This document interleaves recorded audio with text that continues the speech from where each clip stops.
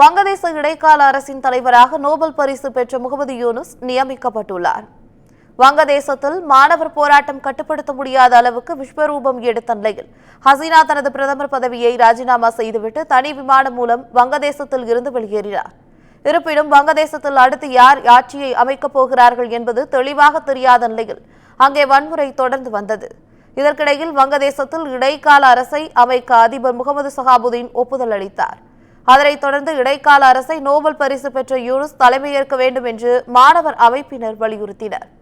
இதையடுத்து வங்கதேசத்தின் முப்படை தலைவர்கள், பல்வேறு அரசியல் கட்சி தலைவர்கள், மாணவர் பாகுபாடு எதிர்ப்பு இயக்க தலைவர்கள் உள்ளிட்டோருடன் அதிபர் ஷஹாபுதீன் ஆலோசனை மேற்கொண்டார்.